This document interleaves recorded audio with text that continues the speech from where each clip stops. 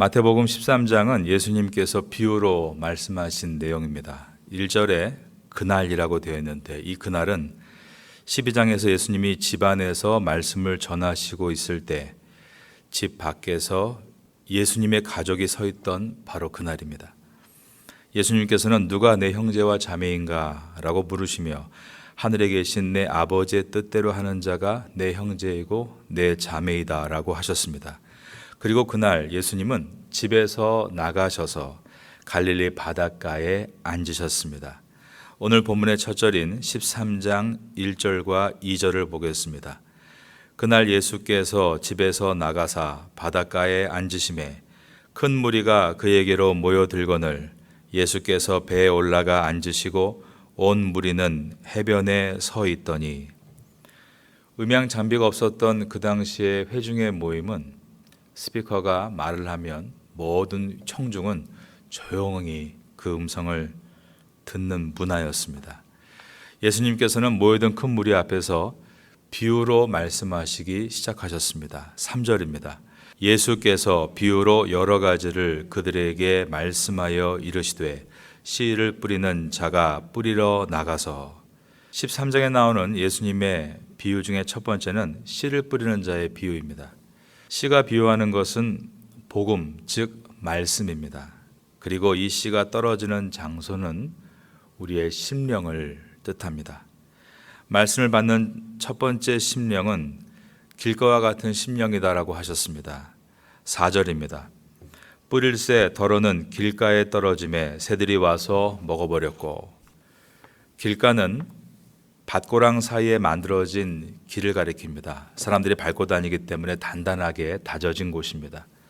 그곳에는 씨가 땅속으로 들어갈 수가 없습니다. 이것은 마음의 문을 굳게 걸어 잠근 상태를 말합니다. 그 어떤 것도 받아들이지 않겠다는 심령으로서 그들은 하나님 앞에서 늘 군중으로 남아있는 사람들입니다. 예수님이 기적을 일으키실 때 우르르 몰려오지만 예수님께서 말씀을 가르치시기 시작할 때 사라지는 사람들입니다.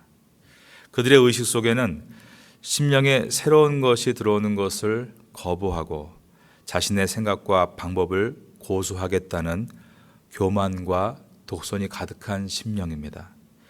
이런 심령에 말씀의 씨앗이 떨어질 때 그 씨앗을 새들이 와서 먹어버린다라고 하셨습니다.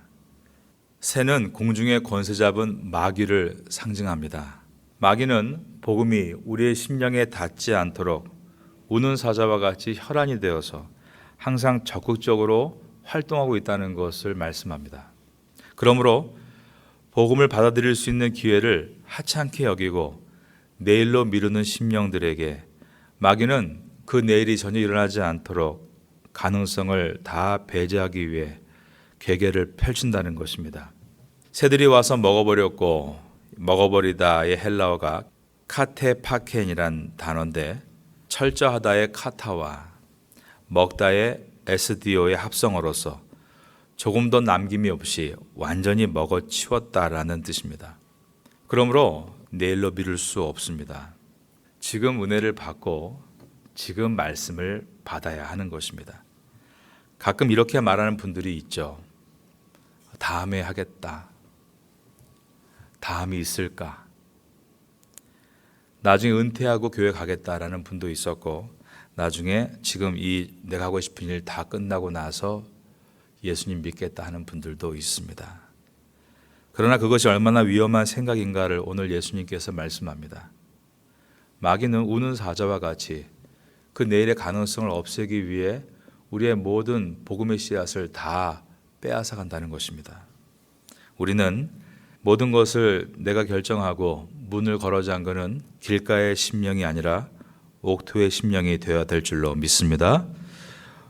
두 번째로 복음의 씨가 떨어진 심령은 돌밭입니다. 5절과 6절입니다. 덜어는 흙이 얕은 돌밭에 떨어짐에 흙이 깊지 아니하므로 곧 싹이 나오나 해가 돋은 후에 타서 뿌리가 없으므로 말랐고 라고 하셨습니다. 돌밭은 싹은 틔울 수 있습니다. 그러나 뿌리를 내릴 수가 없습니다. 팔레스틴 지역은 태국 땅처럼 더운 나라이기 때문에 해가 일단 뜨면 씨앗이 석회석인 땅인 이 돌밭에 있으면 비가 좀 내리면 금세 싹이 틉니다. 그러나 밑에 석회석이 있기 때문에 뿌리를 내리지 못해서 뜨거운 태양에 오히려 뿌리가 말라 죽습니다. 이것은 오늘날 현대인들의 신앙을 보여주는 모습으로서 늘 빠른 결과만을 바라고 원하는 결과가 나오지 않으면 금세 그 자리를 떠나고 또 옛날의 모습으로 돌아가고 그러므로 말미암아 가끔씩 파란 잎은 무성한데 열매가 없는 삶을 말하고 있는 것입니다. 이런 신앙은 빨리는 갈 수 있어도 결국 또 포기하고 마침내 얻어야 될 열매를 얻을 수 없는 신앙을 말합니다. 우리의 심령은 돌밭이 아니라 옥토가 되어야 합니다. 세 번째로 복음의 씨가 떨어진 곳은 가시떨기입니다. 13장 7절입니다. 더러는 가시떨기 위에 떨어짐에 가시가 자라서 기운을 막았고. 씨앗이 땅에 떨어지면 땅은 씨앗을 위해 에너지와 영양분을 줍니다. 그런데 옆에 있는 가시떨기가 그 모든 에너지와 영양분을 다 빼앗아 먹는다는 것입니다. 마찬가지로 복음이 임하면 그 심령은 이 복음을 통해서 은혜와 힘을 얻어 그의 길을 든든하게 세워나가야 합니다. 그런데 그 심령이 복음을 적극적으로 환영할 마음이 아니라 온통 세상에 관심을 쏟느라 복음을 제대로 받아들이지 못하는 상태를 가시떨기 위에 떨어진 씨앗이라고 말씀하셨습니다. 세상에 대한 온통 관심을 예수님은 22절에서 세상의 염려와 재물의 유혹이라고 말씀하셨습니다. 새벽에 나와서 말씀 들을 때는 아멘, 은혜가 되고 기도하고 돌아가는데 돌아가서 늘 하루 내내 하는 생각이 걱정과 근심과 세상의 염려와 주를 믿는 믿음이 내 안에 없다면 그 심령은 가시떨기가 무성해서 하나님의 씨앗을 흡수하지 못하는 상태를 보여주고 있는 것입니다. 우리는 세상의 염려와 재물의 유혹에 가득해서 하나님의 이 생명을 얻지 못하는 가시떨기가 아니라 하나님 말씀을 아멘으로 받는, 그래서 그 말씀으로 승리하는 옥토가 되어야 될 줄로 믿습니다. 복음의 씨가 떨어진 네 번째 심령, 바로 옥토, 즉 좋은 땅입니다. 8절입니다. 더러는 좋은 땅에 떨어짐에 어떤 것은 100배, 어떤 것은 60배, 어떤 것은 30배의 결실을 하였느니라. 100배는 상징적인 숫자이죠. 100배의 수확이다, 이 말은 모든 것의 승리란 뜻이고 종말론적 보상을 말합니다. 즉 우리의 구원을 상징하겠죠. 100배, 60배, 30배. 우린 이것을 항상 우리가 얻어야 될 건강이나 우리가 가져야 될 재물이나 우리가 추구하게 될 높은 지위라고 생각합니다. 그런 수치가 아닙니다. 처음부터 이 내용의 시작은 복음의 씨앗이 떨어졌을 때입니다. 그러므로 성도가 복음을 전할 때 그 복음을 듣고 돌아올 영혼들을 말하고 있는 것입니다. 여러분, 우리의 사역의 열매는 내가 잘 되는 것이 아닙니다. 예수님께서 잘 되는 것입니다. 내 사역의 열매가 반드시 영혼 구원으로 돌아오는 것입니다. 9절 말씀입니다. 귀 있는 자는 들으라 하시니라. 성경에서 귀 있는 자라는 말은 순종의 뜻을 가지고 있습니다. 복종의 의미입니다. 귀 있는 자는 들으라, 이 말씀은 이해력과 아울러서 순종하는 마음의 자세를 말씀하고 있는 것입니다. 제자들은 왜 예수님께 이런 비유로 말씀하십니까? 라고 묻습니다. 10절입니다. 제자들이 예수께 나와 이르되 어찌하여 그들에게 비유로 말씀하시나이까? 제자들은 방금 전 예수님께서 하신 말씀이 천국에 대한 복음인 것을 잘 이해하고 있었습니다. 예수님은 제자들에게 천국의 비밀을 아는 것은 너희에겐 허락됐지만 그들에게는 아니 되었다라고 대답하셨습니다. 11절입니다. 대답하여 이르시되 천국의 비밀을 아는 것이 너희에게는 허락되었으나 그들에게는 아니 되었나니. 본문에서 천국의 비밀은 하나님 나라가 올 것이다, 이 정도는 아닙니다. 왜냐하면 유대인들은 이미 하나님의 나라가 임한다는 메시아 사상을 가지고 있기 때문입니다. 예수님께서 말씀하시는 천국의 비밀이란 유대인들은 상상조차 못한 천국, 즉 메시아가 이미 이 땅에 오셨고 그 천국은 시작이 됐다는 뜻입니다.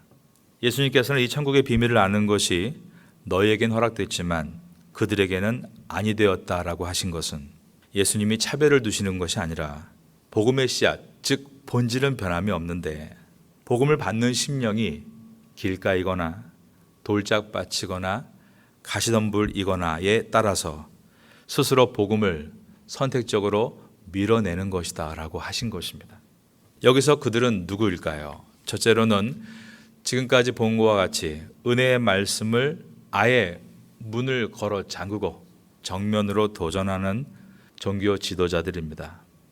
둘째로 좋아서 따르긴 따르는데 병고침 받고 오병이어 같은 기적을 볼 때만 즐겁게 따르다가 인생의 뜨거운 상황들이 오면 그 자리를 피하면서 계속 입만 무성하고 열매가 없는 인생을 말합니다. 그들의 심령은 결코 천국의 문이신 예수님을 붙들려 하지 않고 이 땅의 건강과 재물과 권력을 잡게 될 것을 기대하는 사람들입니다.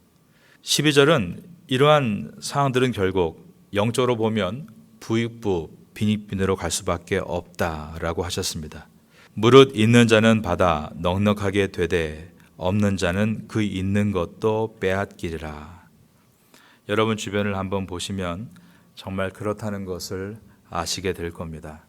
세상이 즐거워서 천국의 비밀에 전혀 관심이 없는 사람들과 받은 은혜를 너무나 사모하며 더더욱 그 은혜 앞에 나아가는 사람들을 비교해 보면 10년이 지나고 20년이 지난 다음에 그들의 삶과 가정이 얼마나 현격하게 차이가 나는지를 어쩌면 여러분들도 주변에서 보신 바가 있을 것입니다. 13절입니다. 그러므로 내가 그들에게 비유로 말하는 것은 그들이 보아도 보지 못하며 들어도 듣지 못하며 깨닫지 못함이니라. 이사야의 예언이 그들에게 이루어졌으니 일러스되 너희가 듣기는 들어도 깨닫지 못할 것이요 보기는 보아도 알지 못하리라. 15절을 같이 읽습니다. 자, 시작. 이 백성들의 마음이 완악하여져서 그 귀는 듣기에 둔하고 눈은 감았으니 이는 눈으로 보고 귀로 듣고 마음으로 깨달아 돌이켜 내게 고침을 받을까 두려워함이라 하였느니라. 15절을 자세히 보시면 이는 눈으로 보고 귀로 듣고 마음으로 깨달아 도리어 내게 고침을 받을까 두려워함이라 하였느니라. 여기에 주어는 하나님이 아닙니다. 이스라엘 백성들입니다. 이사야서는 이스라엘의 백성들의 죄에 대해서 고발하고 있습니다. 그들은 눈으로 보고 귀로 듣고 마음으로 깨달아 다 자동사입니다.